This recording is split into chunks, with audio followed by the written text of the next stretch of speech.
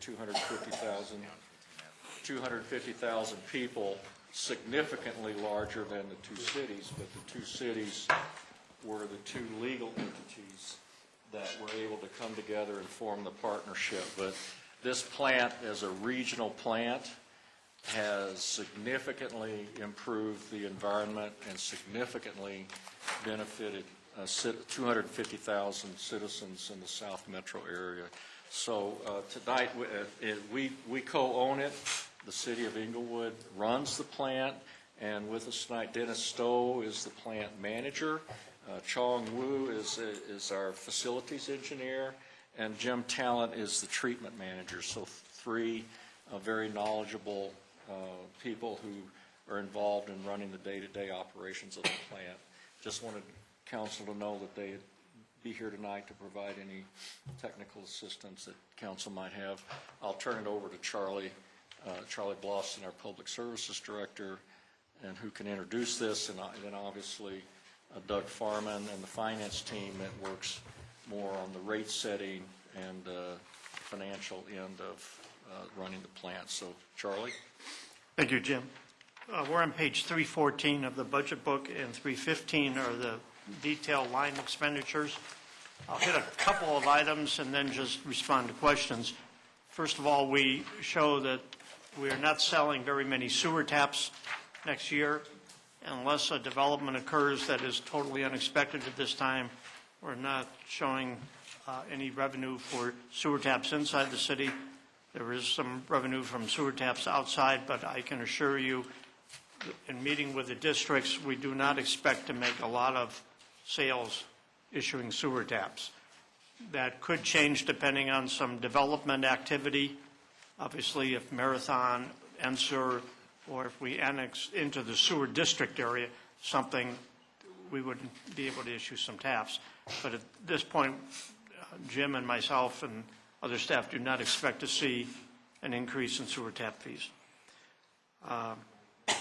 Nothing else in the budget has changed from 2011 to 2012. We're running a lean machine. And so we have cut areas where, we say we aren't going to do that. A couple of years ago, I did reduce the contingency in this budget from 250,000 to 50, because in all the years of managing it, we have never spent more than 50.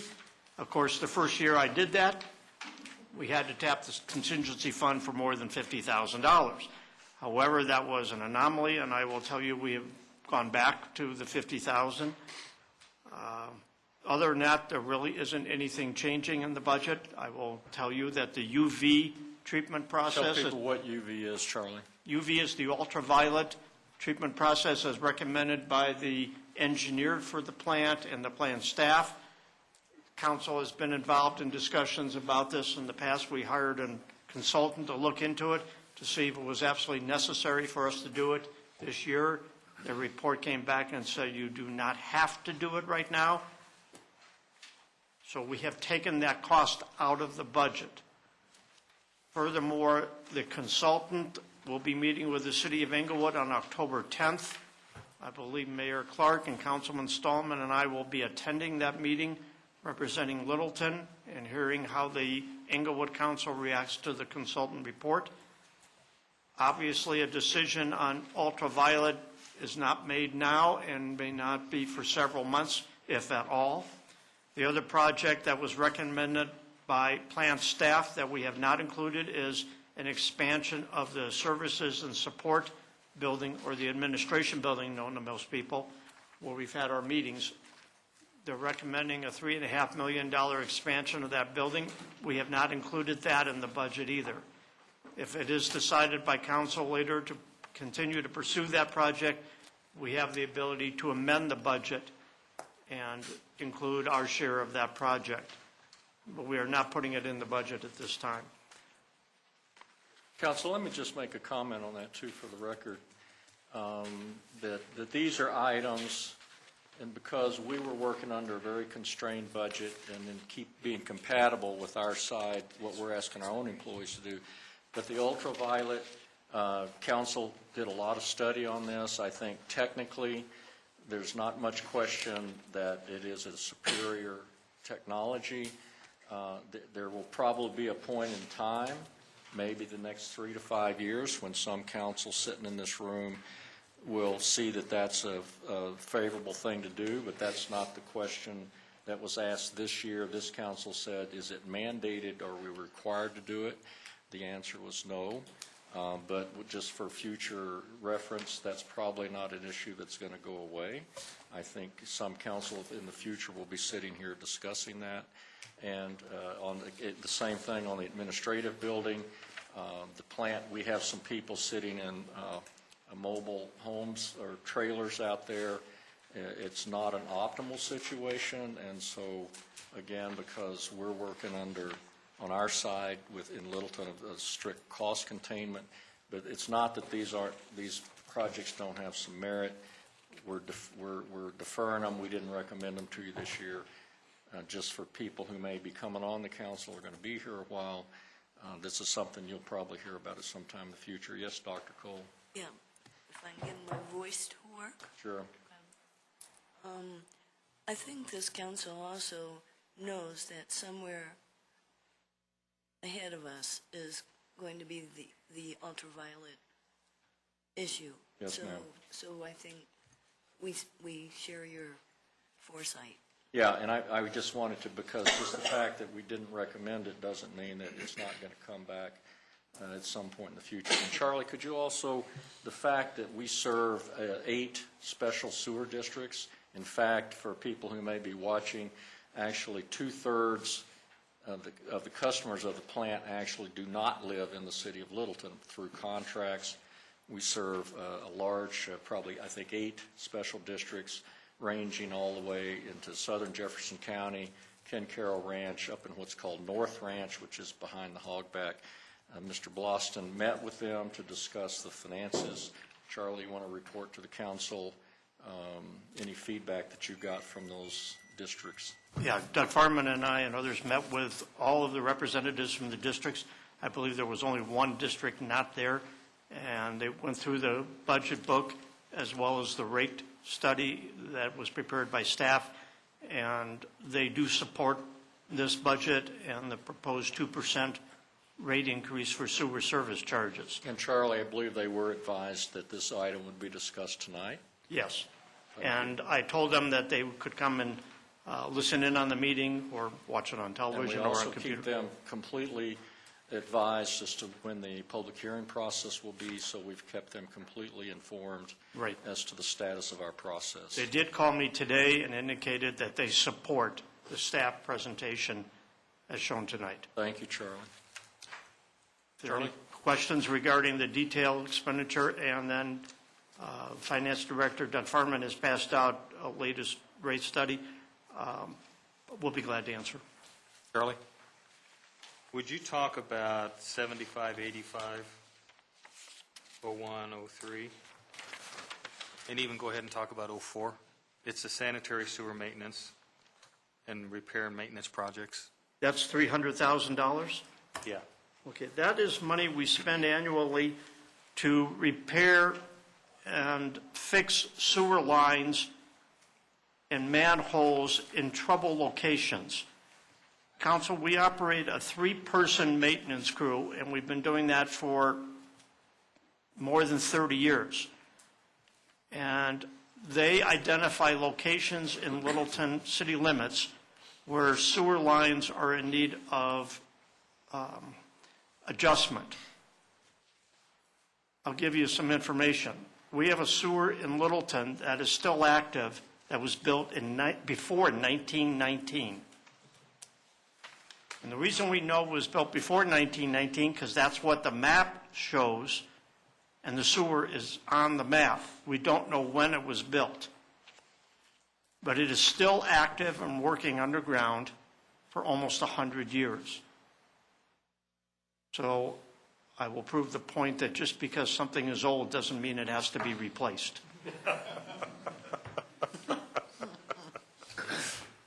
Jim? Charlie, on that same item, does that maintenance also occur to those residences that are served by a sewer district instead of by the city of Littleton sewer? Yeah, there are City of Littleton residents, Councilmember Brinkman, Jim Taylor.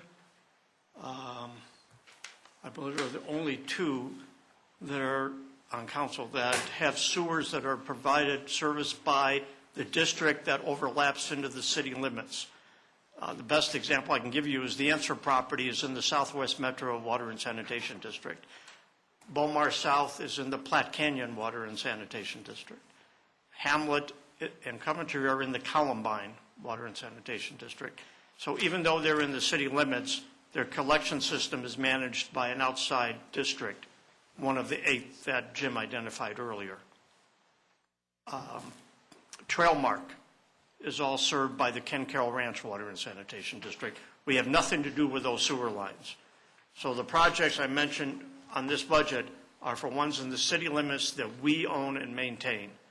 So when we have to replace a manhole, we have some sewers where there are problems that the crew has to go in sometimes once a week, sometimes twice a week, and check to make sure they're okay, that we don't have a blockage. This money goes to fixing those and reducing the number of those problem locations. We call them trouble spots. And if we have a trouble spot on a sewer line that we have to go check once a week, it gets high on the list for replacement. The $300,000 will take care of that. Over a period of time, we hope to reduce the number of trouble spot locations so that we don't have to go in there on a regular basis and do that. Will we ever eliminate all of them? Not for a while. Does that money include the in-place lining that you're doing? No, that's actually a different account. If you look under there, $200,000 under 789002, yeah, that's what we call slip lining, or fixing a line without digging it up. And you actually line it with a fabric, and it's technology that is state-of-the-art. Everybody likes to use it because you don't have to dig up a street, and you can even do it in the middle of the winter. It's the human body equivalent of inserting a stent. Yes. Thank you for the metaphor, Councilman. If you look under the budget too, we have $500,000 that we use for doing that on the Interceptor. It's 758504, called Interceptor Sewer Repair Project. For the last several years and continuing for a while, we do $500,000 of that same process, slip lining, in this interceptor that runs between Bellevue and the sewer plant. That project is apportioned to all users of the sewer, not just Littleton residents. So all accounts, almost 50,000, are charged a part of that cost. And it costs us $500,000 a year to slip line that line. That sewer was installed prior to 1977 when the sewer plant opened, and it's been operational ever since. We've run into some problems, nothing real serious, but if we do this slip lining of that sewer, it'll literally last forever. Or at That's a least as long long as time. I can say forever. Right. And Other so questions for we're going to do that project again in 2012. Mr. Stallman. On the joint plan operations line, 741304, the actuals look like they're coming down pretty consistently from 08, 09, 10. The year-end estimate for 11 is a little over 6.5 million. The budget, however, is a little under 7.3 million, which is an 11.6% increase. Explain it. Yeah, help me understand why we need to bump ops 7 to 11% when it's been declining over time. Well, actually, I'd like to have Dennis Stowe, the manager of the Littleton Inglewood Wastewater Treatment Plant, address some of that because he prepared the plant budget. You want to do some of that?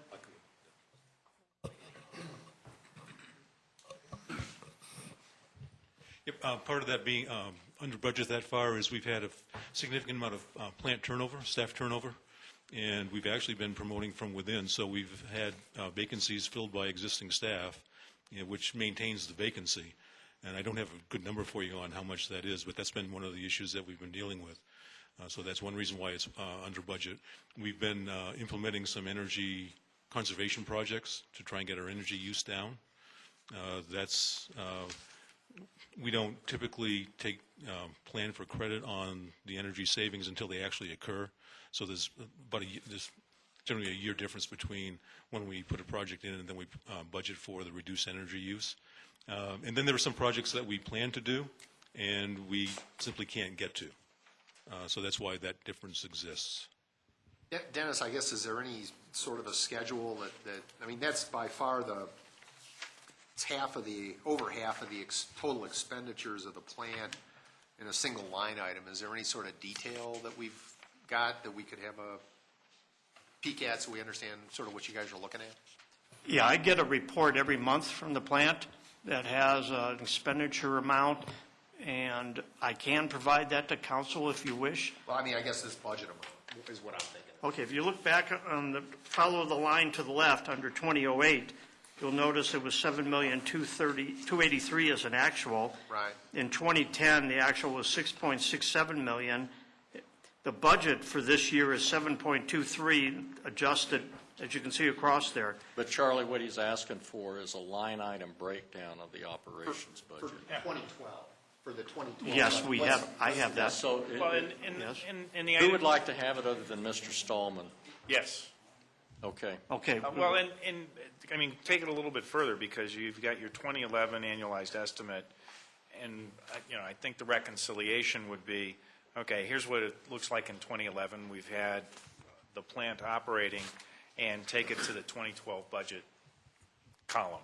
I mean, do have that, and I can provide it to council in a later packet if you need it. I think the general explanation, we can get you line item information. Yes. Yes, sir. I'd be more comfortable, doing one of these as long as there's some, you understand. I mean, I'd just like to see some of the details so we understand exactly We what's going on. understand completely. We'll get it to you before you have to adopt anything. Deal. Thank you. Appreciate it.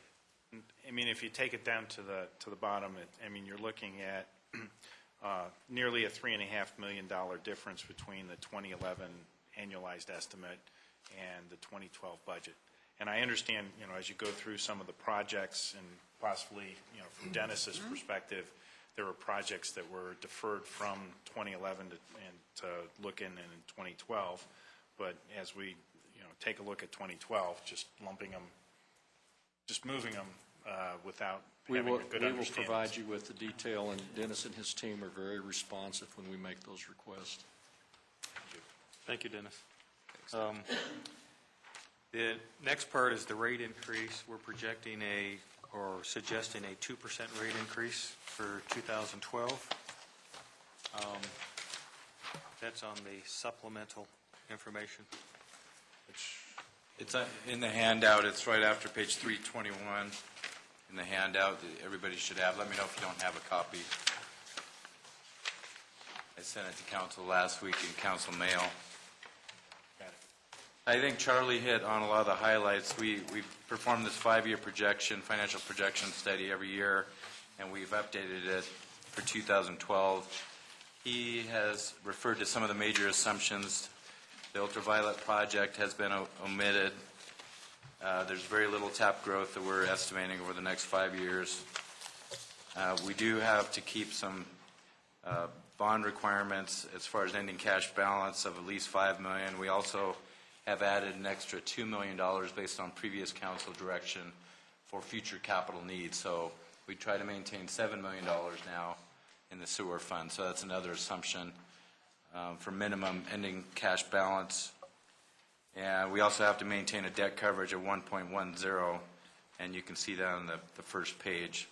The second page is some of the assumptions I referred to, and you can see there's minimal growth that we're projecting over the next 5 years. And in order to maintain those assumptions, we're recommending a 2% increase for all the customers next year. And you can see over the years, it would be a 3% projection for the next few years, and then 3.5%. So that's going to be a moving target. We'll be updating this 5-year study every year. So the rates would only be approved for 1 year, but we are recommending 2% for 2012, and would like to get some council direction on that. Well, and I think what we need to say in addition to this is, we're projecting to spend down our reserve amount. We're currently at, what, 11 million bucks? We are bringing in less revenue that we spend, about $1.2 million difference. We're doing small increments over the next few years to try and get the revenue up to where it's going to match the expenses, while we're spending down our reserve to get to, pardon me, our $7 million target limit for the reserve amount. Yeah, there is an operating line there that we added this year, Mayor, and that's the operating surplus. You can see we're actually generating an operating surplus over the next 5 years. But if you look at the capital items the city would be projecting to spend, then that would be bringing down the reserve. That is correct. Yeah. For the capital. And I've gotten a couple emails about people's sewers bill and what it goes for. And roughly speaking, we spend about $7.2 million that we give to Inglewood for the operation of the plant. We do between $4 to $4.5 million in debt service for bonds that we have outstanding, and that leaves about $2.1 million for the interceptor maintenance and the maintenance that we provide and the salaries for the Littleton folks that work on the Littleton sewer lines underneath the streets. And that pretty much makes up the $14 million sewer budget. Bruce? It is, all right, so you guys don't have depreciation in here as part of that $7 million, right? Do we? No, that Does is, plan ops include depreciation? that does not include depreciation. Is depreciation anywhere in the rates here as far as any sort of capital reserve? No, depreciation would be, we do show it in the financial statements, but that would be some of the capital items that are purchased throughout the year. But no, we don't include depreciation. I mean, essentially, we're not really looping that cost per se. We're just, it's ops, and I guess CapEx at some point. Right, that depreciation would lower the ending fund balance, that's true. Okay. And it's obviously non-cash. The other question is, the Denver water contract had that water bank element in it, which was intended to be of use in terms of potential future developments, like possibly a Sterling Ranch. Has there been any visibility to what's going on with Sterling Ranch and how that might impact this particular fund? We did not include anything from No, I know. Sterling in here, and But is there any market intelligence at this point? No. no. All right, is there any indication, public, that we've got in terms of what their timing looks like at this point? We have not seen any public announcement. As you know, they had a pretty vigorous PR campaign when they were trying to get their zoning through Douglas County. Now that their zoning's been approved, if somebody in the room has seen any public announcement or any PR from them, I have not seen it at all, and we've not heard of any at all since the zoning hearings. So we've received absolutely no information about any potential movement on that project. Okay. Okay. Phil? Yeah, Doug, taking a look at the page immediately following 321, which is taking a look at revenues and expenditures, understanding what is going on. My question is kind of the assumptions on the projected levels, which take us out to 2016. You've got some of the rate increase impacting the revenue line, I'm assuming, right? Right. Okay. What commitment is there on the operating costs, or is there an assumption of inflation, efficiency that is built into those lines, or is it operating as normal with a few little blips here or there? On the second page, right after that front page of the sewer analysis, we do have some assumptions. At the bottom of the page, there's expenditure assumptions. So we do include some personnel line item increases over the next 5 years. And the bottom of that expenditure assumption list, there's by city operating. Can everybody find that line? Okay. And so we do have just a basic 3% inflationary increase from 2012 to 2016. So we do have some of those built in. You can see some other categories there with 3% and 0% for general fund transfer, because we don't anticipate that going up. Recognizing that some of what happens in the plant operations is fuel utilization in transporting post-processed waste, and recognizing what we did for other city budget line items, which is put in a significant amount to cover some fuel costs, and recognizing there's also other chemical use that's there. So in addition to the personnel, I might ask the plant folks to comment on 3% as an inflation assumption over those outlying years. Dennis, you or Jim or anybody want to make a comment on that? And Dennis, one of the best answers is it depends. I was going to say, No coaching allowed. if I can answer that question, I'll find another job and You could be a good hedge fund manager. It's, as far as costs across the board are concerned, we've experienced anywhere from 0 to, I'm going to say, up to 8 to 10% increases. So the 3% with what's going on now would seem to be appropriate.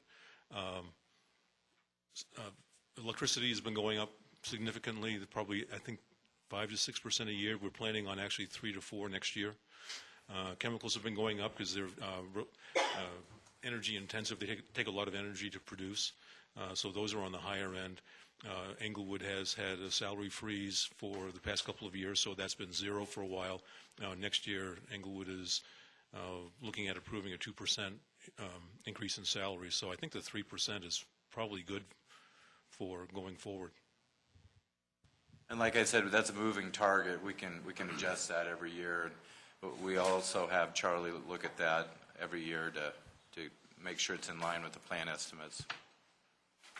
It's just a concern, and we'll get to it certainly when we get to our sewer fund study session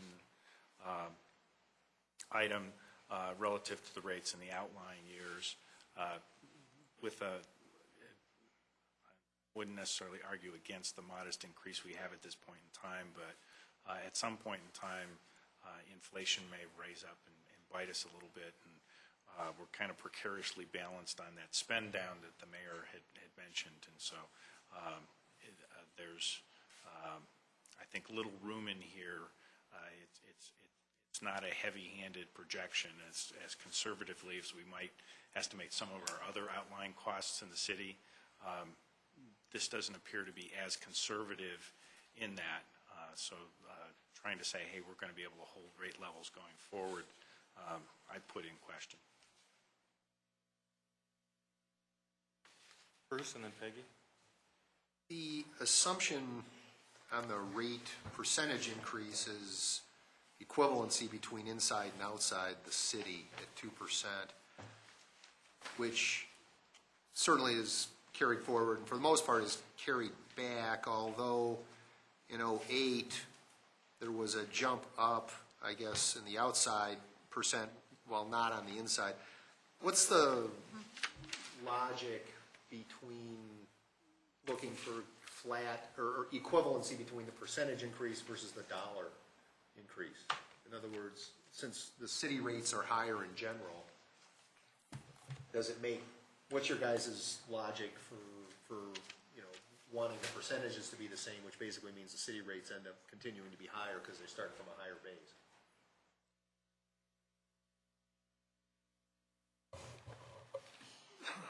I got to think about this answer a second. In the words of a wise old retiring city manager, it all depends, huh? Well, why don't we clarify the question, because the base that you're talking about is because we're also carrying those collection system costs in there, and the adjustment that was made in 2008 was to reflect a model that Mayor Clark had developed, which was that the consumption was higher in the outlying areas due to their census density numbers, and so therefore they were incurring a larger percentage of the treatment cost. So the rates are actually, for the most part, aimed at the equalization of those treatment costs. And you're basically saying at this juncture, you think the treatment costs are equivalent, more or less, in terms of what's being covered by the rates, and that the city rates, taking into account the collection system. They're equitable, yes.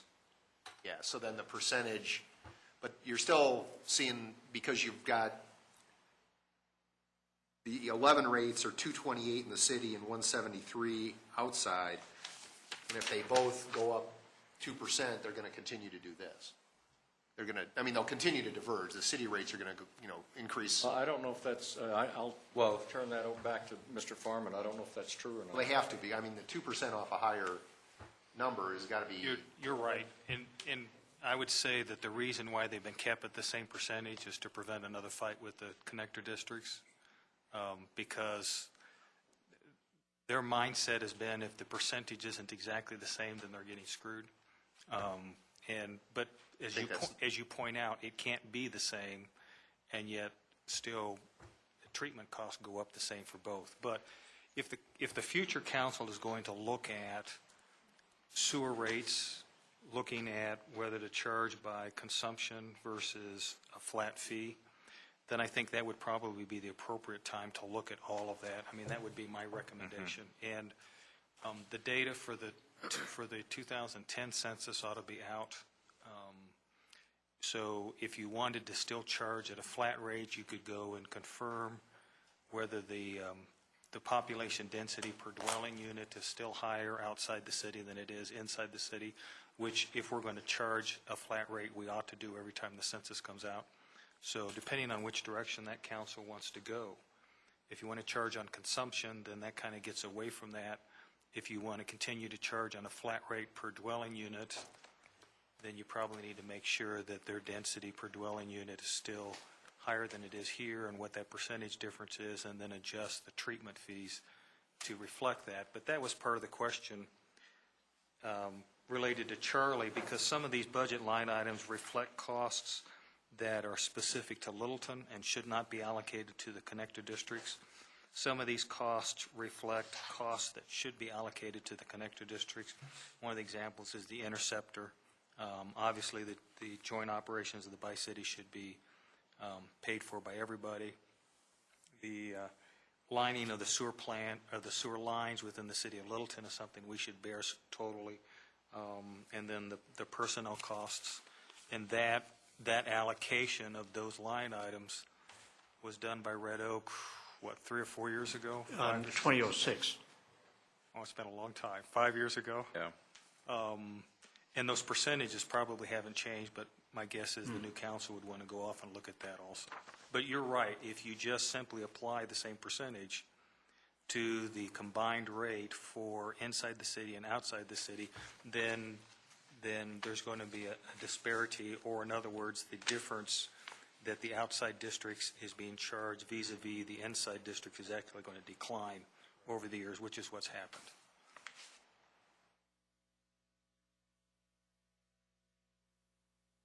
Any other questions on the sewer? I'm sorry. I'll try to ask this, and one of you pick it up. From the audit, the audit of the city budget, when we looked at the reserve as a portion of the total commitment, you remember, and Yes. we saw, so if you can pick up on that.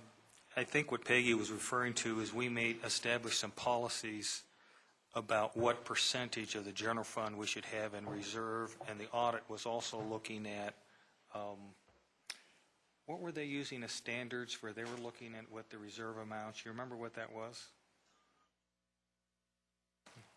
The sewer operations are a little different because we have a bond requirement that requires us to have $5 million in reserve, or My question is, are we indeed comfortably dealing with that requirement.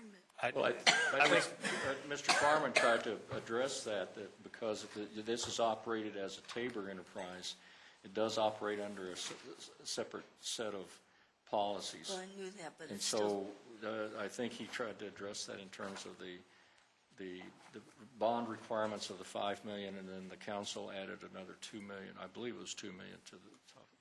Yeah, and that satisfies the reserve policy that council adopted earlier this Yeah. year. So Are you suggesting that the outside auditor ask a question about it? no, but the approaches they gave in terms of whether or not we were above any kind of danger level.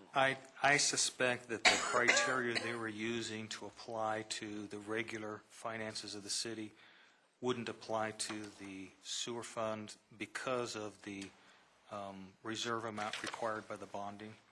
Okay, So, so you've studied this more than I have. that would be my guess. You think that? Okay. I think that's accurate.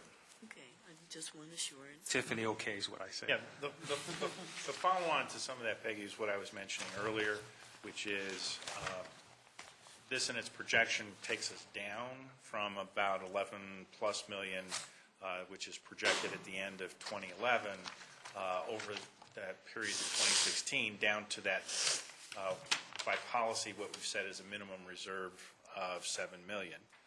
If that is indeed the case, then any kind of increases at that point in time going further are going to be a little inconsistent with what we're deciding as a 2% increase at this point in time, and because we've spent down reserves, and so some of that being able to take that further means we would be passing more of any increase in costs, because right now what we're doing is we're passing part of that through in the spend down of reserves as opposed to in the rates. And for all that complexity you just said, that was sort of this big picture I'm trying to get at. I'm comfortable with the 2%. I think that's a reasonable amount. I think that the rate analysis that the financial department did is a good one. I'm comfortable getting down to 7 million. In fact, that may be a little high, but oh, Charlie's grimacing. It's easy for you to say. Yeah. Well, certainly that's a council prerogative. You have the option to be more conservative. Yeah. We think this is reasonable. We agree, Mr. Cernanek, that there's uncertainties. I think that what Mr. Farman said is that if events change dramatically, we would be talking about higher rates. Right now, it seems to be at least a middle-of-the-road comfort level. Okay, any other questions on sewer? I hope not. All right, thank you, guys. Inglewood Appreciate it. team, thank you very much for being here. That brings us back to where we left off yesterday, which is fire. Fire. Page 108.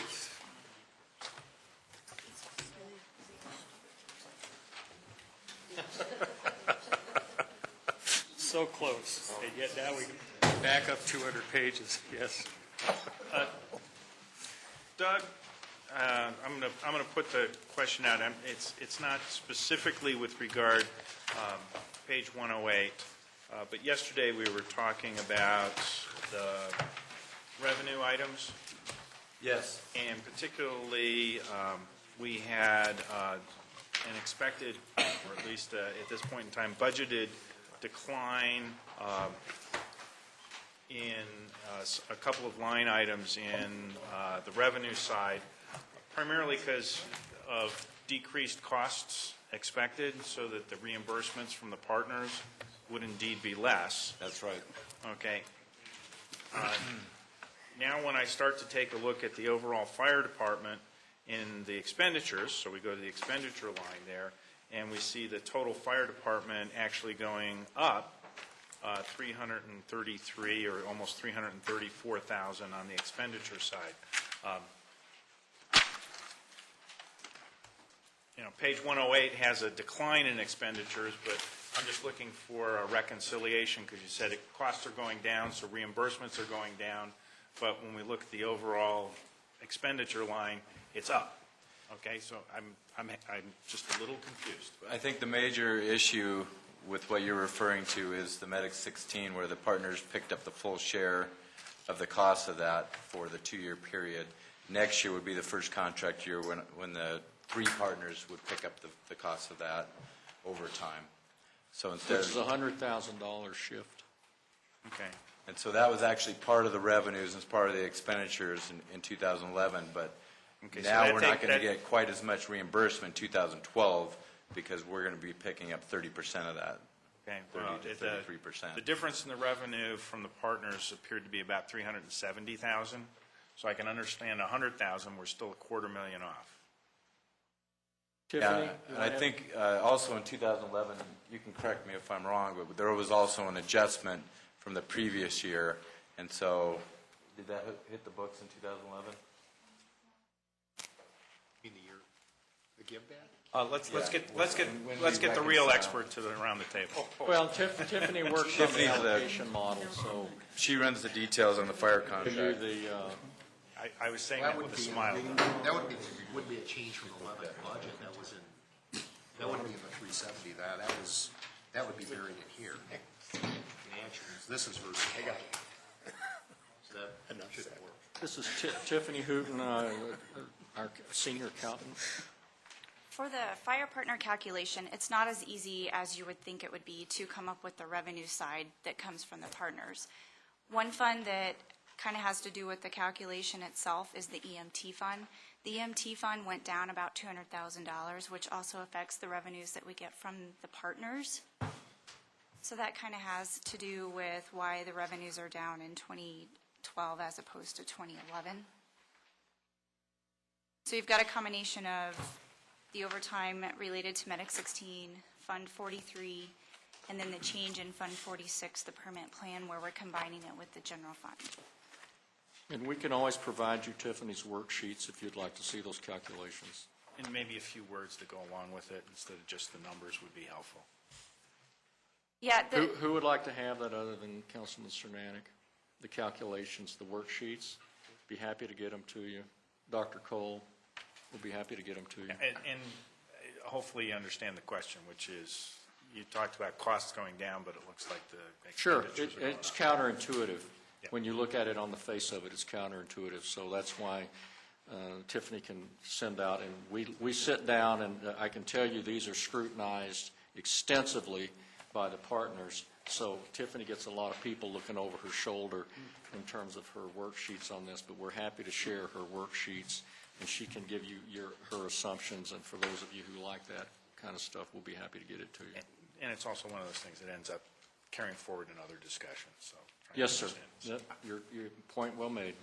I was just going to add in, and Tiffany mentioned something that jogged my memory when we were talking. The Fire Protection District at the last board meeting did in fact talk quite a bit about how much the auto aid agreement with South Metro on EMT services was actually, there was a lot of activity. Most of it was from South Metro into the Protection District as opposed to the other direction. So essentially, while it was good quality service through the auto aid, it was essentially lowering EMT revenues.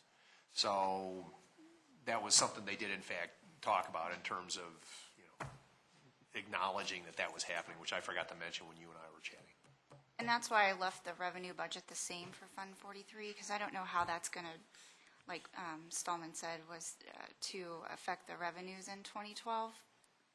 I mean, it does have an effect on that, and it also affects the amount of revenues that we get from the partners, because whatever credits we receive, whatever EMS revenues, they're shared amongst all 3 partners. Okay, John's done a very good job answering these questions so far. Yes, counsel. Anything else? Anything else on 108? I had warned John that it was probably an accounting question. Yes. 112. That'll work. Wait.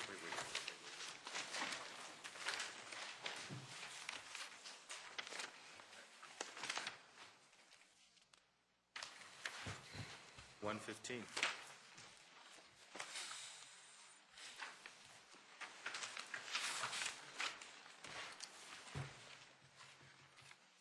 $119. Bingo. Okay? Actually, I'm going to, I guess it is technically, all right, maybe we haven't quite got there yet, or maybe I'm thinking more training, but it popped into my head, so I can, all right, let me just ask a couple quick questions. Okay. It's actually, one question is on 122, and one is on, going to be on 128. Good, that moves us ahead. Huh? Yeah. Okay. No slowing down. 122, question. The overtime, Chief, the overtime issues you've got on 6020-097. We're budgeting $330,000 for just Medic 16 overtime, I guess, plus another 25 for other overtime.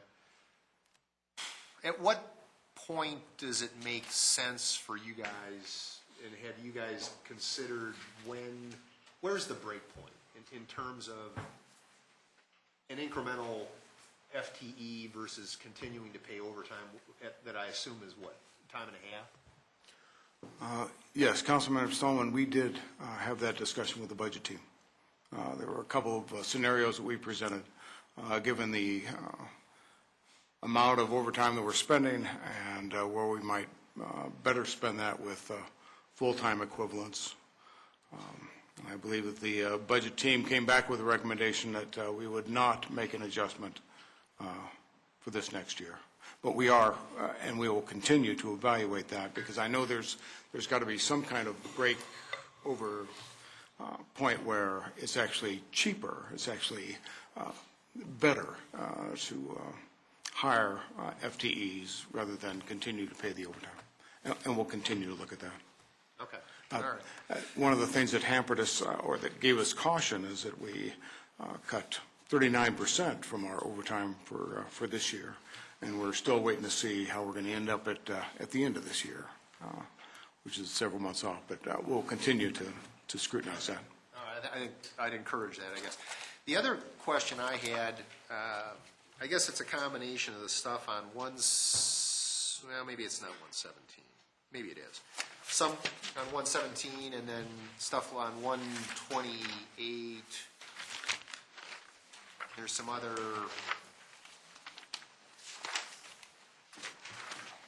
I don't know, just a variety of incremental equipment replacements and so forth and so on.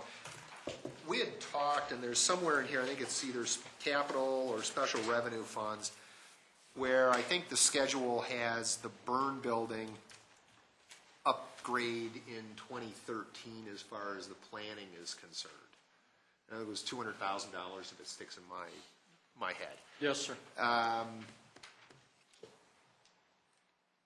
Does it make sense to accelerate that expenditure and defer some of these other items? And I'm not laying my hands on it, but just, some of the stuff that maybe would be nice to have versus absolutely need to have, because I guess I'd kind of think the burn building and doing the modular upgrades and enhancing that facility from a training perspective might be a need to have.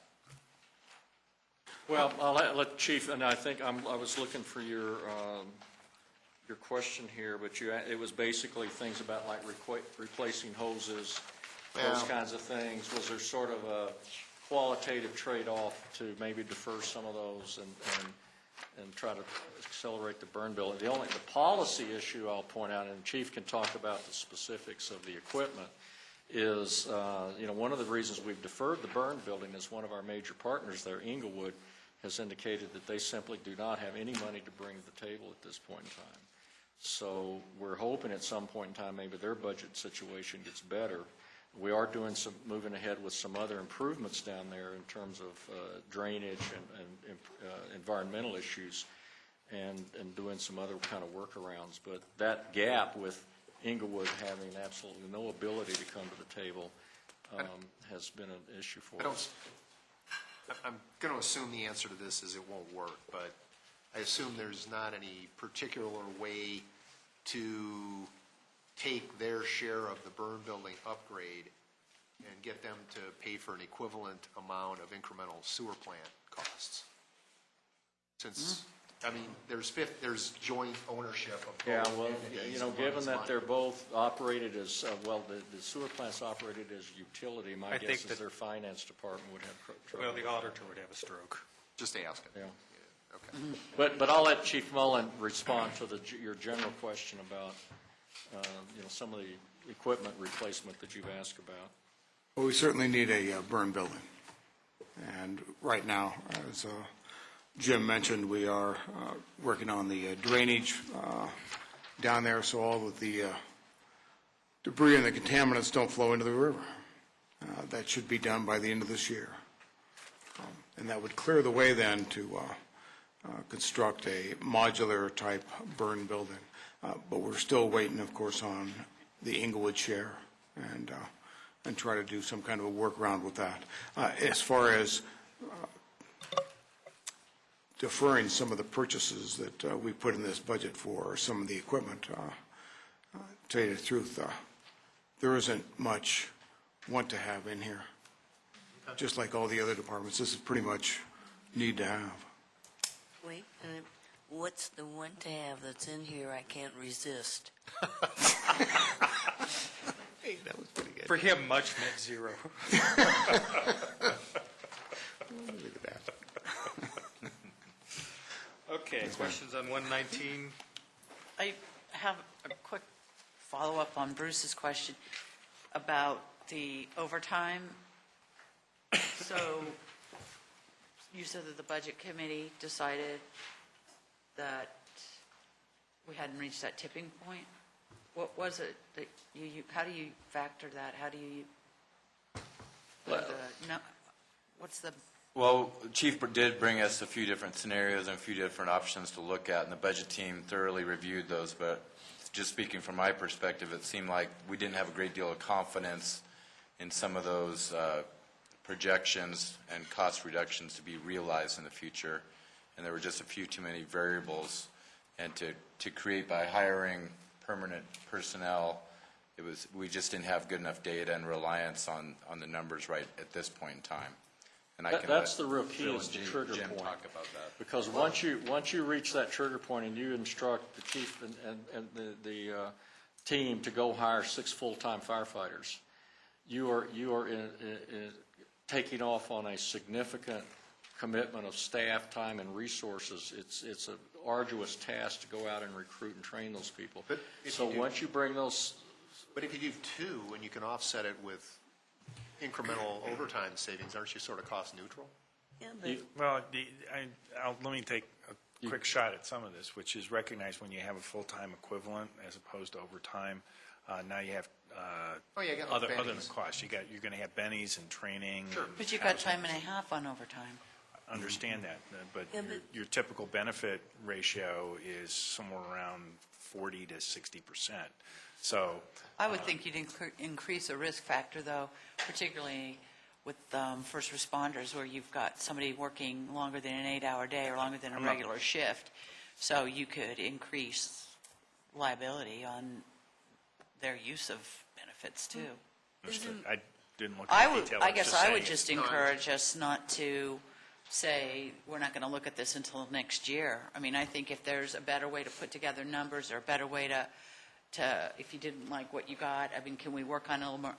$300,000 in overtime does seem to me to be, there is somewhere there that we can fix that. I mean, even if it doesn't eliminate it, like Bruce says, if it's adding 2 people and still keeping some overtime, but somehow I reducing some think this is going to costs. be a study session, because running 24/7 shifts and how we have to slot it into, you're going to want to hear from your HR person.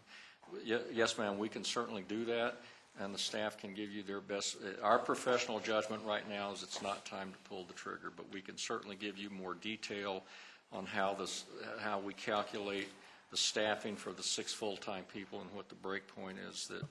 What would trigger you? What would pull the trigger? I think in my judgment now, and Mr. Cortese and Mr. Farman and the other people, would be to see a more clear trend line that we were holding down those other overtime costs, so that you knew, like I said, once you jump off and go recruit those 6 people, then it's hard turning back. If you'd say, well, oh, excuse me, that didn't work out the way we wanted, well, you know, once they've gone and done that, you've invested a significant amount of time and resources to then say, well, shoot, we missed an assumption. So, but certainly it's a legitimate request to ask for more detail. I'm sure the team would be happy to do that. Anybody else want to comment on it? Chief Mullen? I just have a question. Okay. Hey, Chief, so the 6 people, are they interchangeable? I'm sorry, the 6 people Are they interchangeable? Kind of like Are they cookies? interchangeable with? I mean, can any one of them do all the things? I mean, Yes, ma'am. If I was charged to go out and hire 6 or go out and hire 3, they would be firefighters that we would then either train or seek those firefighters that are medics. Just to let you know, we do have some openings right now, and we'll be hiring. And the people that we're going after this go-around will be medics. That's who we're looking for. We've, as you probably know, we've had a number of retirees. Our paramedic force is getting older, and we need to replenish the paramedic side of it. So that's what we're going to be going after, and that's what I'd be looking at if you gave me the go-ahead today to look for 3 or 6. I'd be going out for medics. How much of the overtime is being driven by the openings? Pretty much all of it. I mean, if we, Oh, really? well, There's 2 different. we have been extremely blessed this year in that we've had very few significant injuries. We've had very, compared with following previous years, very little use of sick time. So we've been blessed that way. Now we start off short, just about every shift. We're able to cover that with our existing people, but yeah, it makes a difference, obviously. At least I really think there's a lot of other factors to take into consideration, going from just covering the overtime to other things that have been on the table in the past. I really think we should probably get the partners involved and talk about a study session and think this through. I don't think making any decision. Yeah, that's fine. Plus, I think we're mixing our figures of speech. I think pull the trigger is something we use with the police department. That's true. I think we'd have to do Hose 'em. turn I on have- the nozzle. How about squirt the nozzle? Squirt, yeah. I have another question.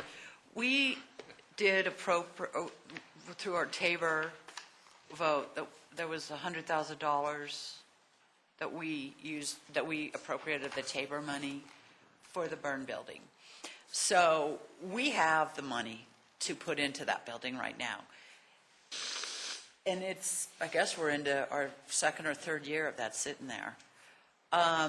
Is there, probably to the chief mostly, is there anything we can do with that $10,000, knowing that, Inglewood isn't going to be able to come up with theirs maybe anytime soon, maybe ever, that would help improve it? Because it would seem to me that $100,000, did I just say 10,000? $100,000 at a zero would certainly, you could make some benefit of that now.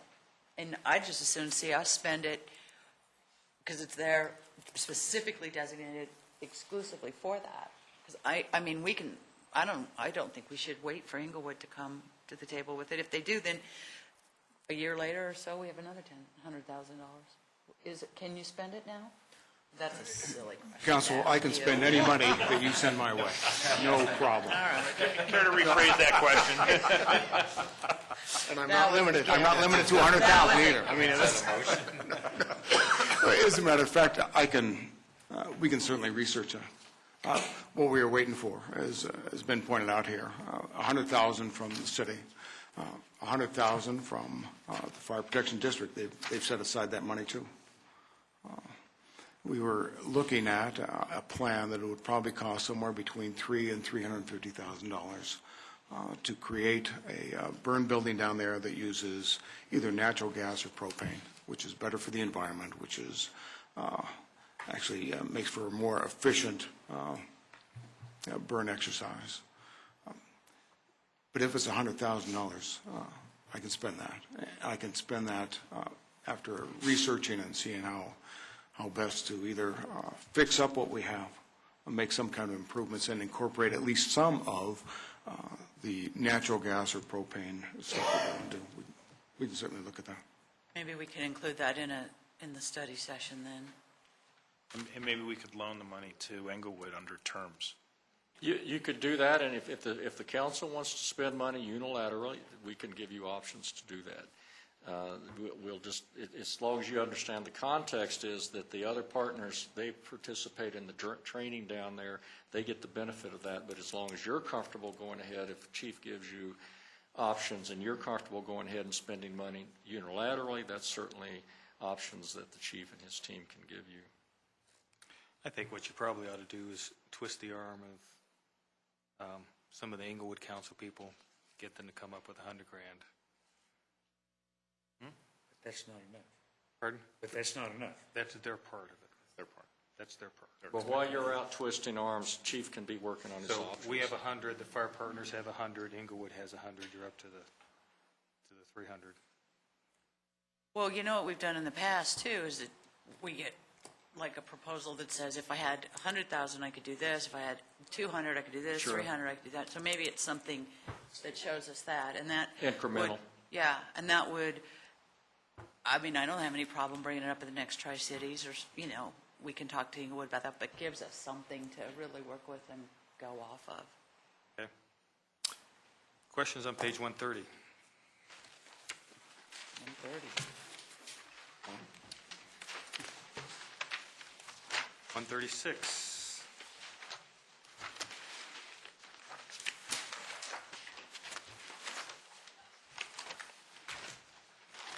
Thank you, John. Oh, wait a second. Thank you. One question.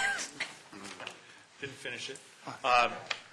John, taking a look at the 2012 budget versus where we stand in 2011, just to kind of get it out on the table, what's the impact to service that you would see between 2011 and 2012, based on the budget? Same, different, less, and where? Somebody pick up the phone and call 911. They're going to get the same service next year as they did this year. Somebody call my staff and ask for a question. It's going to be a while before I get back to you. It's just the way it works. Now, I've cannibalized my staff in order to put more people out in the field. And because of that, my staff, what's left of them, is working harder. I'm certainly not whining about it. I'm not complaining about it. I'm just saying, folks, your citizens, our citizens, call for help, and they're going to get good help just like they always have. You give my office a call and ask for data. It's going to be a couple weeks. That's the way it works. Well, we'll schedule that study session a few months out. Cool. In between his motorcycle trips. Thank you, John. Thank you, John. Any questions for public service? Okay, library.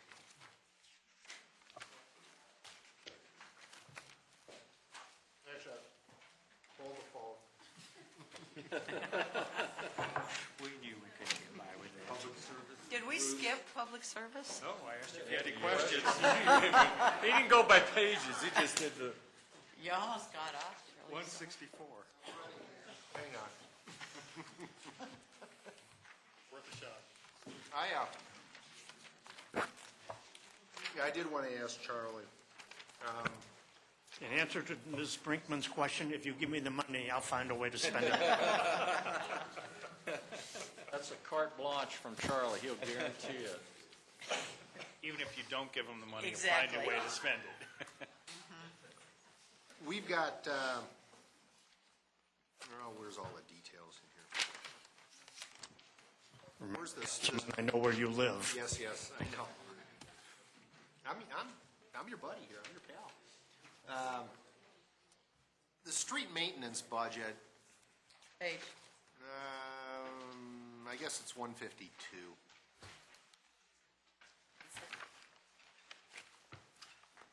But maybe, Charlie, it's $2.5 million. But I'm only seeing, say, 260,000 in asphalt and paving materials, and that's not the total, is it? The rest of it's in the 34 fund. Oh, okay, right, special projects, okay. So it's sort of a combination of the two. I guess the question ultimately is, I think you guys have done a great job over a period of time of trying to stay on top of certainly some of the major streets and arterials, the Littleton Boulevards, the Windermere's, Mineral Avenue, so forth and so on. Some of the older streets, particularly north of Ridge, that have been around since the 50s or 40s or 60s or whatever, are getting to the point, and we know this, that we get complaints from citizens, and we have to do these on a piecemeal basis. So I guess the ultimate question is, maybe for a study session, again, it's a tipping point problem.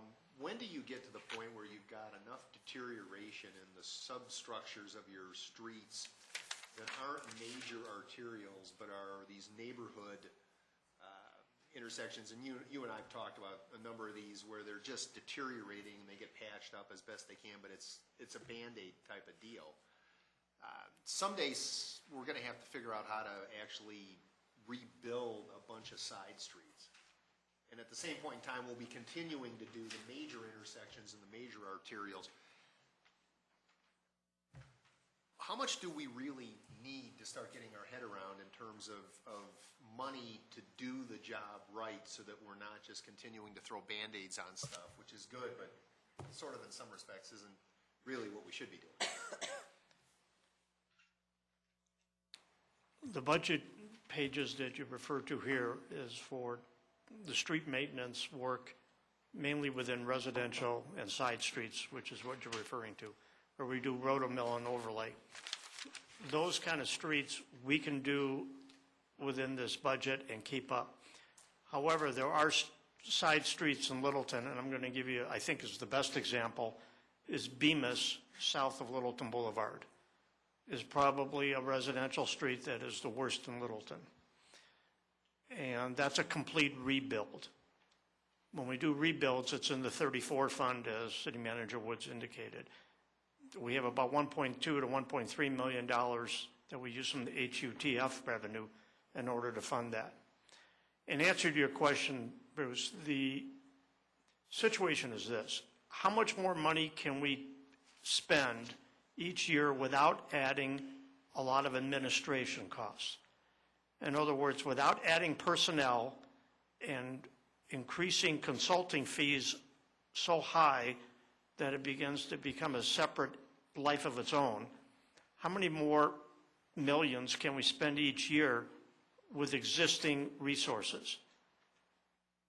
Right now, we're at about 1.3 million a year in street contract rehabilitation. That means complete removal of the street and rebuilding it. We think we can more than double that with existing staff.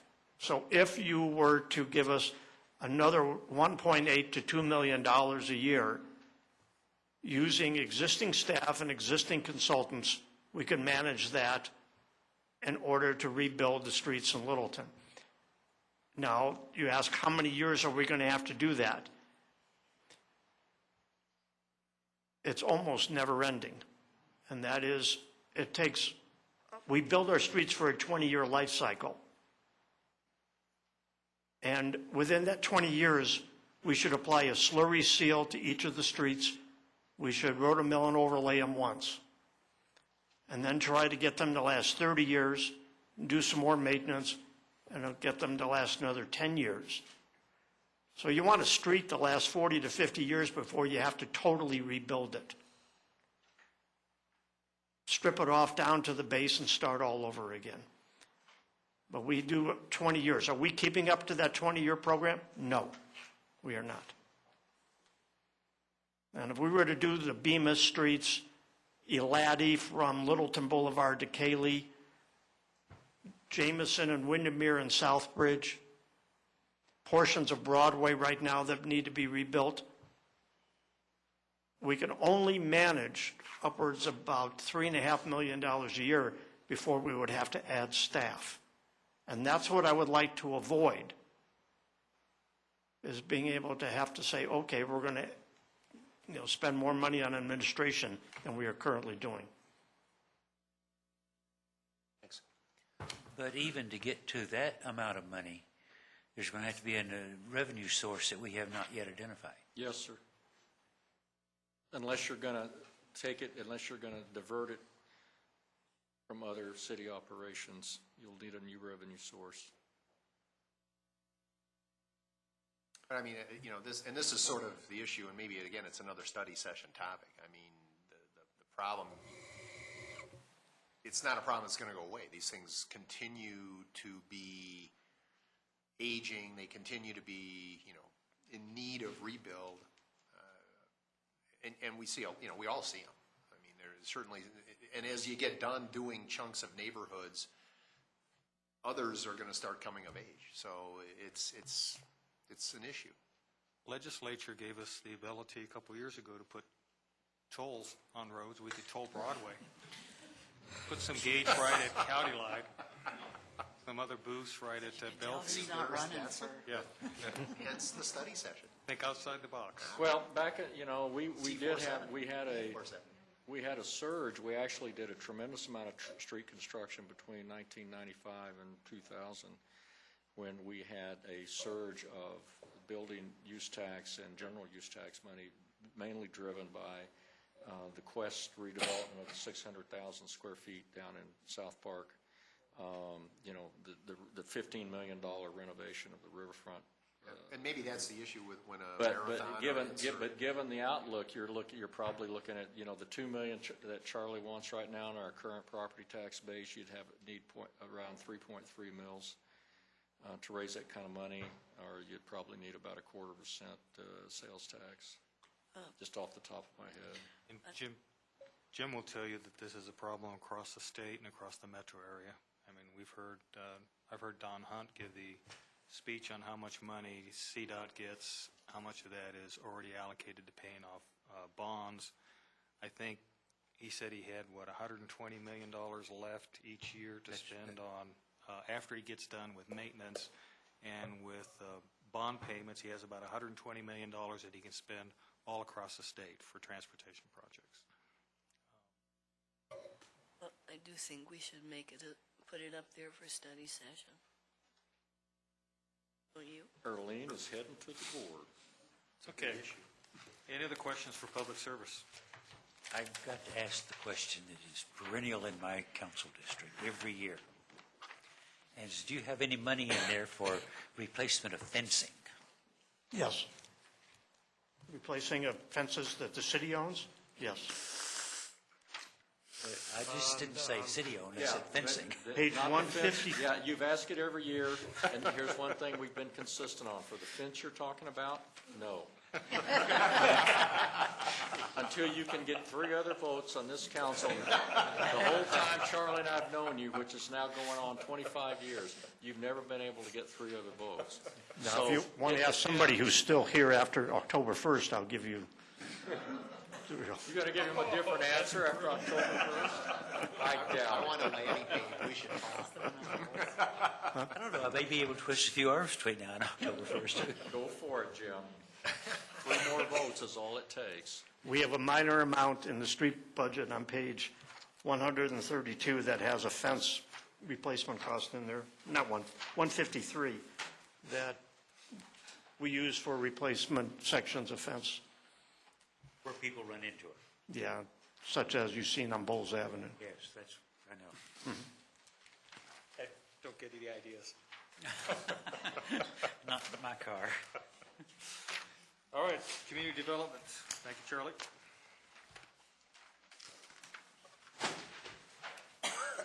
I've got a couple. Okay. Sorry. Glenn, three quick questions. You talked about on 163 your significant budget changes in the departmental reorg. Memory serves last year, there was some question as to whether at least one of the departmental positions that maybe had been temporary was going to be maintained. So I guess talk about the value of the reorg relative to maintaining the staff position, and beyond just efficiencies, are there demonstrable cost savings? Well, we have a great staff in community development. I've learned that, and what they lack in quantity, they make up for in quality. So from the reorg standpoint, one of the things that I've noticed is it's a very flat organization, and that means 95% of the staff either directly report to me or Jim Thielen. We have a lot of specialists, and then we have about 25% that are either 1/2 time or 3/4 time. So I guess from an efficiency standpoint, it reduces our responsiveness to people asking questions, trying to solve problems, because everybody kind of is hanging in their little world, and they're waiting to get an answer from Jim or me. So that's one of the things I really wanted to fix. So from I would say a customer service standpoint, I think we would benefit a great deal. Now, what I propose is really creating teams, and that would kind of solve the issue with people kind of staying in their specialization, putting people that have a very similar job together and try and find efficiencies with that. What we're proposing is to pay for the one position we're actually asking to upgrade to get rid of that flatness.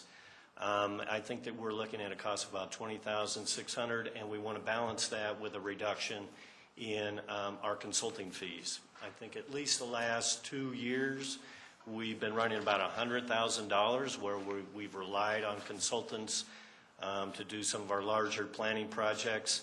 I think the benefit of moving that position from a temporary community development director into a senior planner, that's where we get that savings.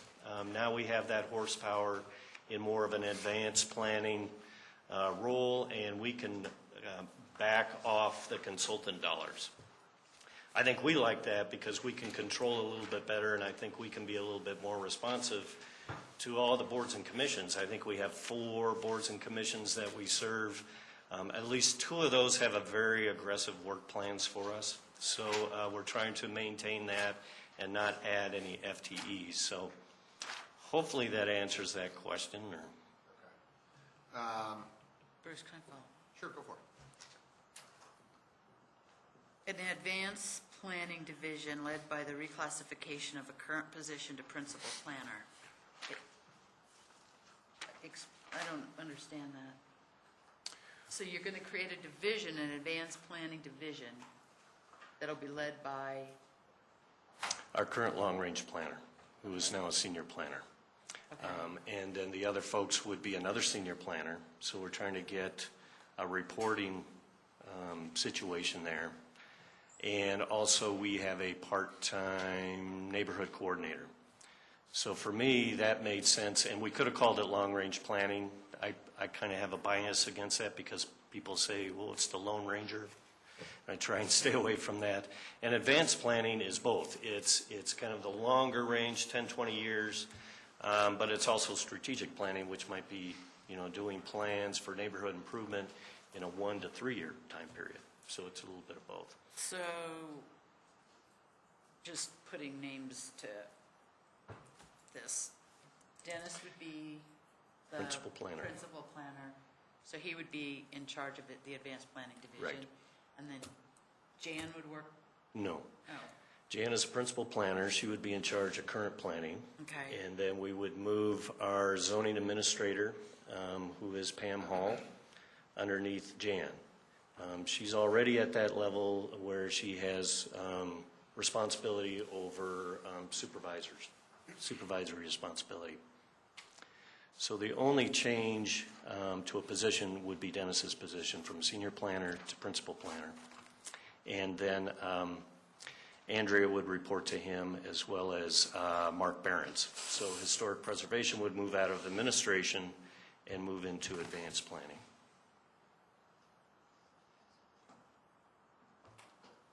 So historic pres goes out of planning into advanced planning. It's actually under administration, so historic Oh. preservation actually reports directly to me now. And I would move that So to what are you going to Dennis. be doing? Actually, that's another reason I think we can reduce consultant dollars. And that's some of my expertise is in long-range planning. It gives us an opportunity to do some things like look at performance measures for our plan review and permitting process. So there are, I think you'll also get a little bit more horsepower out of your director as well. Sorry, Bruce. No, that's great, no problem. On page 164, I would like to maybe stick up on the whiteboard that we take some of the parking lot rental savings and see about adding, maybe approaching Greg Reinke and adding back maybe 5 or 6 handicap parking spaces sort of in his lot, because there has been communication from a number of folks about the lack of handicap parking that doesn't have the curb constraints that we have on Main Street. And I don't know what that would cost. Can I recommend that instead of tying that specifically to Rinky or any one specific lot, that the council request a study session on how to address handicap parking in That'd be general? fine. Yeah, that'd be fine. The key to it is it's got to be, from an accessible standpoint, you've got side curbs and with people trying to exit off to the side that doesn't work. Yeah, I understand. I mean, I saw some of those things, and I think those are valid concerns. Sure. And then I guess the last question I had, Glenn, is on 166, you've got 23,850 additional projects, i.e. downtown parking inventory, which I kind of thought was done, so I'm assuming your additional projects is something other than that? Well, actually, I'm glad you asked that question, because perhaps parking inventory isn't a good way to classify what I was thinking about. Actually, Kelly did a great job of counting all the spaces that are out there. What we did, and actually the city did a pretty extensive study in 2004 on parking, and what I'm proposing is actually doing more of a survey of how those spaces are used and when, and then tying that to get an accurate count of the amount of square footage for different uses. So I think what staff can do is build a pretty good parking model on the downtown, so when we have issues of a new use coming in and there's no parking available, I think we can give you a little bit better educated answers. Give you a baseline to be able to monitor that over time. Right. All right, thanks. I think that's important for starting to address the parking requirement, which is triggered in downtown, unless you're historically preserved, like Charlie.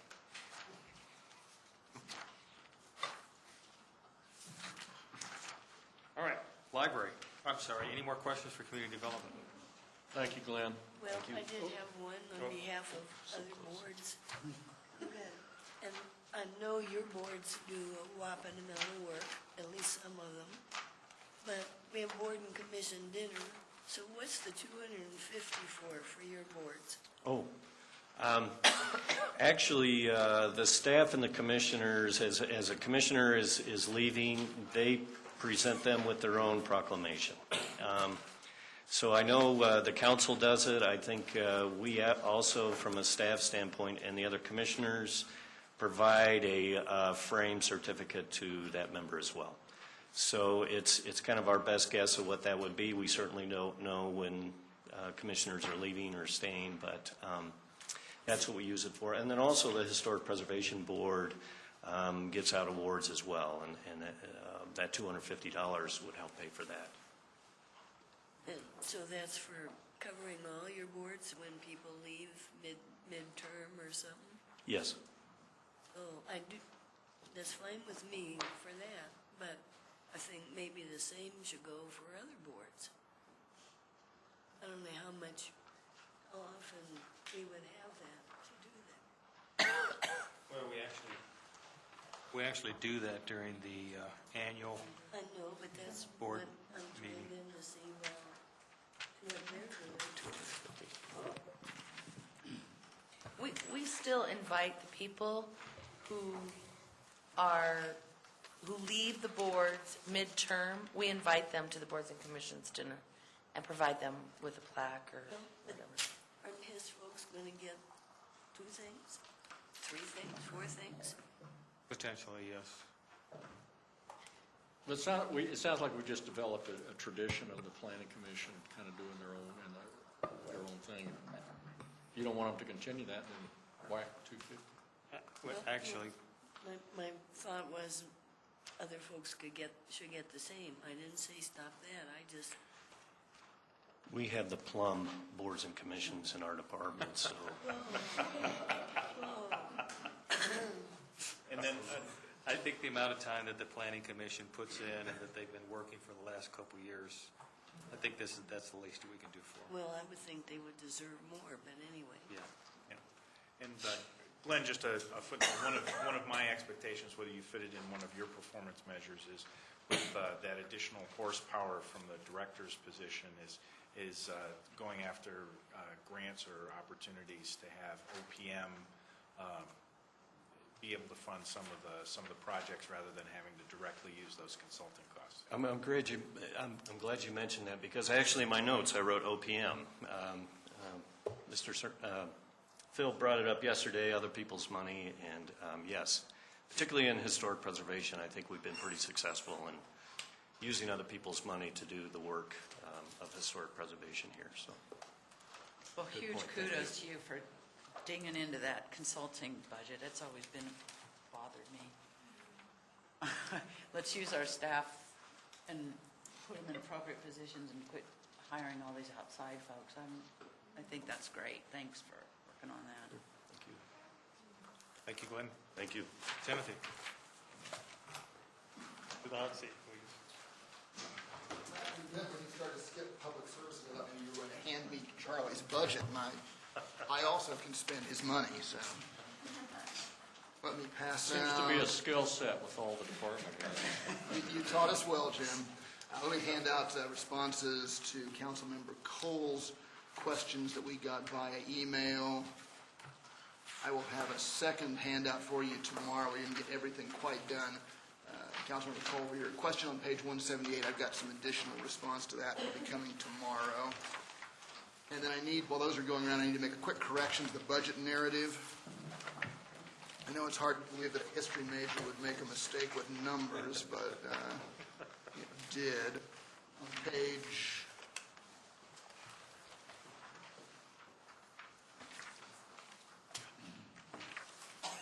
184, under the item number 6, the interactive voice response system, the IVR, I accidentally monetized our volunteer hours into the return on investment, so I need to adjust that number for you.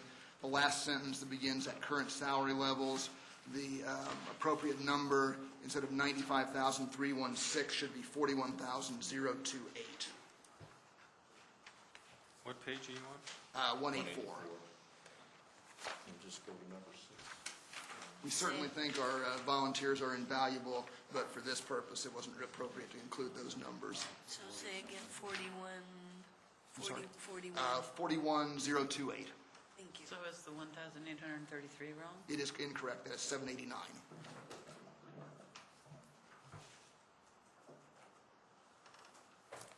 But we still value them just as high. Absolutely. So Doug does finance and you do?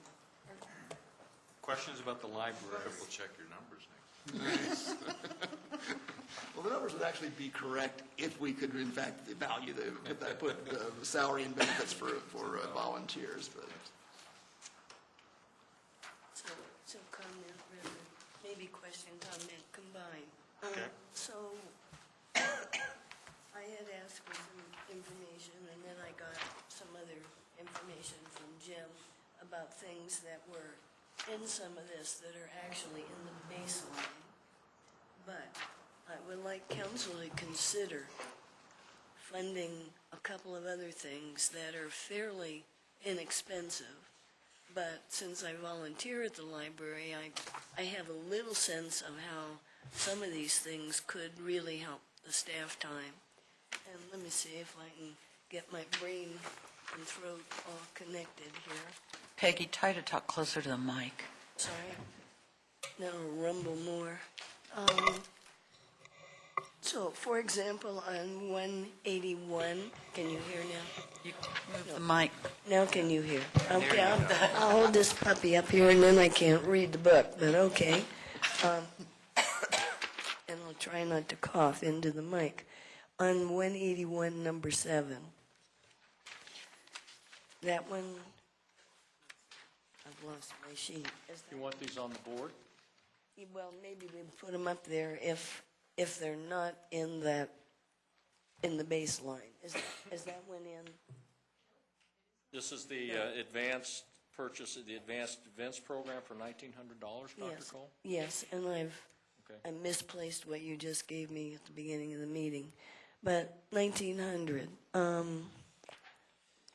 this is allowing people to register for things without talking to people. They just can call up and make Yes, ma'am. selections, right? Call up or do it via computer, yeah. Yeah, and it seems to me for that amount, that's a significant load off of staff to have to go through phone calls and so forth. Item 8, the Consultant for Time Matters program is $2,000. And that one relates to filing and schedule, is a filing and scheduling software package and providing LIRC staff training.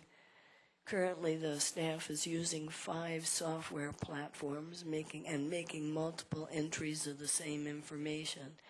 Now, I know since I help in the interlibrary loan area, the woman in charge of that has done some things, made recommendations that have indeed eliminated some of the multi-entry stuff. Yes, But ma'am. this- Several of the things that Barb, that you're talking about emerged from the efficiency study, and those were exactly the things we were Yeah. able to implement without any But cost attached to them. This is 2,000, but again, if I figured it right, it's close to a 0.2 FTE, and that's a significant release, depending on time of day, to help with other functions. Well, you're right, and particularly with regards to the second item, the LIRC, the Littleton Immigrant Resource Center, is staffed by 1.5 FTEs. So the goal of this is to streamline the bureaucratic process. As you might imagine, it is extremely paperwork-driven, application-driven. So more time away from the bureaucratic portion of it means more time on client services.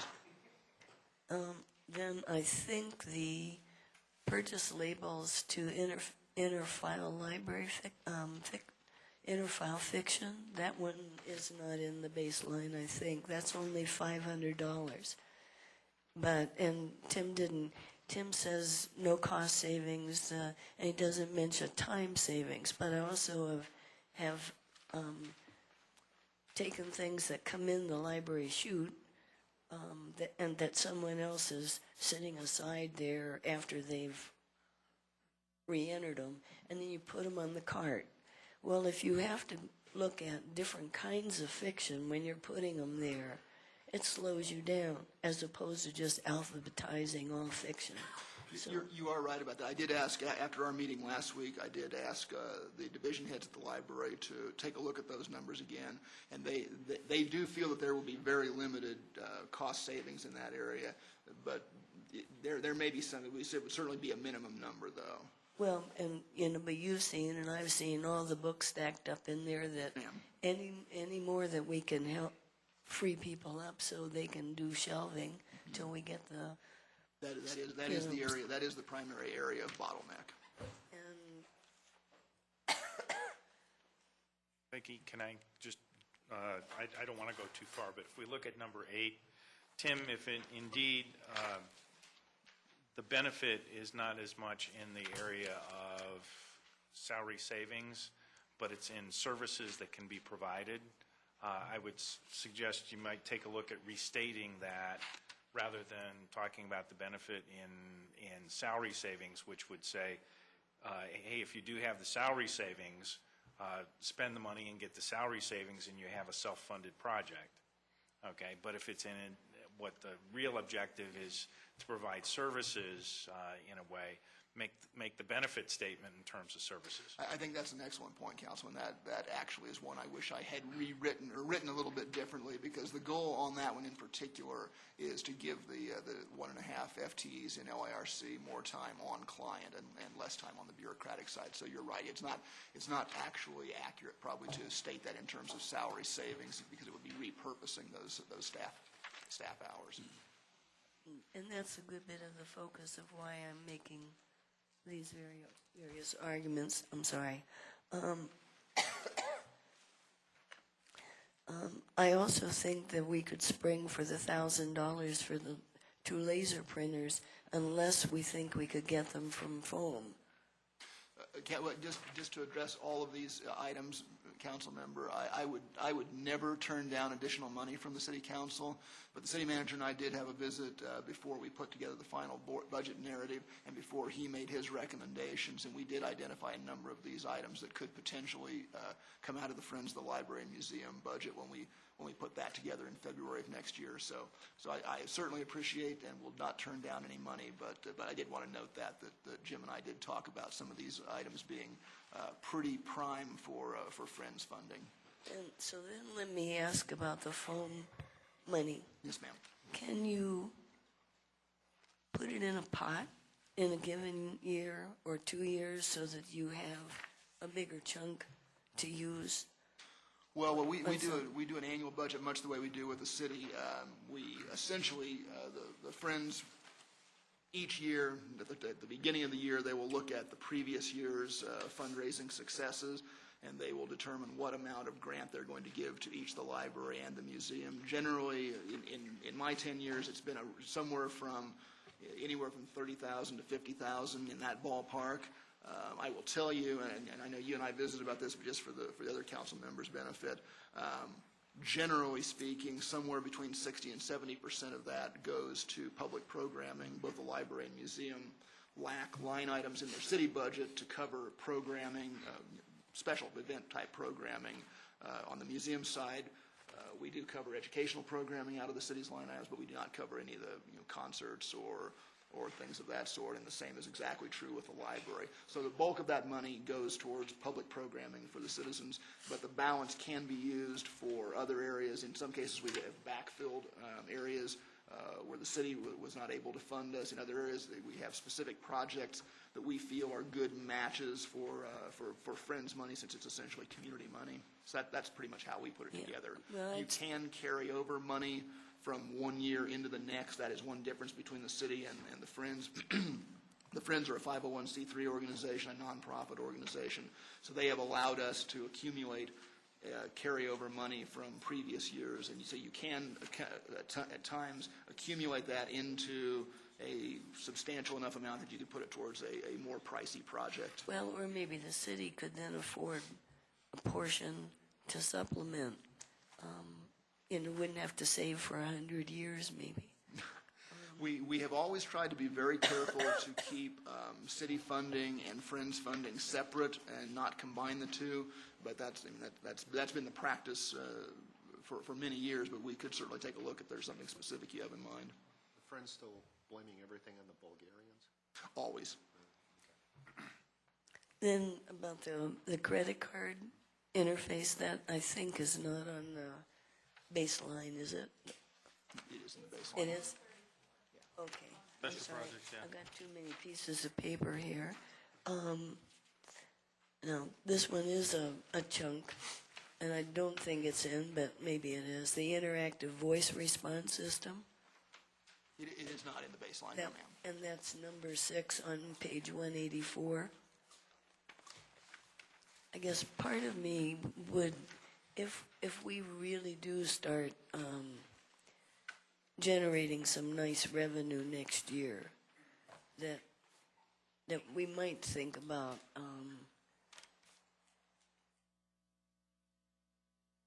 a special request or something. Either that or see if we could get grant money or something else, because that's a pretty time-consuming one. But anyway, that's enough unless somebody else sees I believe, Councilmember Cole, I believe the interactive voice response system is on the capital improvements plan. It is slated for 2013 at this point. Yeah.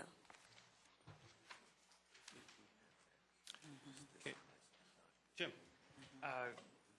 Tim, there's an answer I should already have, but I don't remember. Do you use automatic sorters for returned library materials? We do not. You'll find that item in the capital improvements plan. It is slated for 2013 also. It would be a combination of radio frequency ID, which is the system for checking in and checking out the books, and the sorter then to manipulate those books into the appropriate bins. So that is a substantial investment. That is the single biggest dollar item that has emerged from the efficiency study. It's around $330,000. We've got a couple of different estimates in, so that's a good ballpark number. But that is by far the largest item that we'd be looking at. It is also the one that would give us the opportunity to realize the most efficiency. The main challenge that we're working with right now at the library is closing the gap between demand and resources. Right now, as the graphs in the narrative will indicate, essentially the demand is going like this and resources are going like this. At some point, that gap is going to be too great to close. So what we've looked at throughout the efficiency study that we just completed are ways to close that gap by implementing technology, and Ken Price, our IS director, was the facilitator for that. So he's been intimately involved in all of these discussions. But what we're looking at is implementing a technology tool that will allow us to combine that with our existing human resources and close that gap over the next 5 years. If we do that, we can close that. We can retain the level of service that we're providing to the community right now. If we don't do that, we will get to the point at some point where we're not going to be able to close that gap, and we will be looking at reduction of service levels, a reduction of the services that are expected at this point, or that we've been able to provide over the years. That's not made by the same company that did the baggage system for United at DIA, is it? It is not. But that's an excellent question, Mr. Mayor. Otherwise, the books may never show up. What's your turn? All right, any more questions for the library? Well, since Tim's here, this question relates to library and museum. Number of FTE volunteers. The museum side is about 3.5, a little bit over 3.5. The library side, I think, Phyllis, are we about 2.75? About 2.75 on the library side. And how much is that if we hired people in salary and bennies? You know, that's a good. I'm not sure exactly how to monetize that, but I would say on the museum side probably around 90,000 ish, and maybe 75, 80,000 on the library side. So, I mean, we're talking, and I wanted... That might be a little bit on the conservative side. Yeah, but I wanted this in public because that's a tremendous contribution. Absolutely. From those incredible volunteers. And the museum volunteers need a little more training because of the kinds of things most of them do. Library folks, depending on what they're volunteering, not quite so much training, but I think there's a fair amount of training on both sides of the street, but I will certainly agree with you. We could not provide the service levels on either side of the street that we do without our volunteer cadre.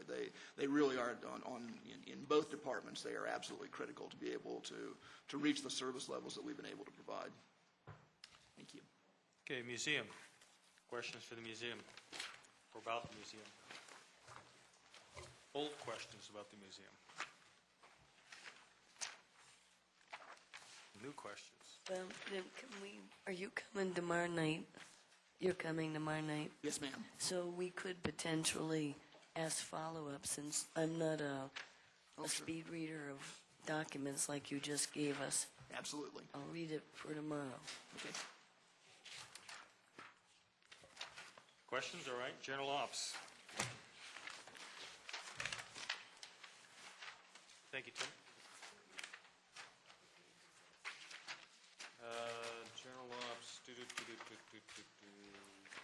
Just one general question on general ops. 226. We moved a bunch of stuff in here, so who's got operational oversight from a cost control perspective of most of this stuff? It's a variety of things. One of the budget team, I'll have you speak to that, because we moved some pass-through items in here, such as the street lighting and some other items. So I'll let Mr. Farman respond to that. Sure, the budgetary oversight has not changed. For instance, we have the utilities that moved into general ops on page 228, electricity and gas and water sewer. So we still have Dave Stacy and his division monitoring those utility bills. It's just that those items we felt were non-discretionary for the most part, and so they were better located in general operations. Telecommunications is monitored by Mike Schaefer and Telecommunications, that's another one. And election, we did move that into general operations as well. That's one where we really don't have a lot of discretion controlling those costs. But I do oversee. Sure. And Wendy oversees that. Okay. So we still have somebody, So it's just a big bucket. somebody is still a steward of those funds, that's right. Okay. All right, any other questions on general operations? Then that concludes the general fund. Thank you all, appreciate it. We'll see you tomorrow night.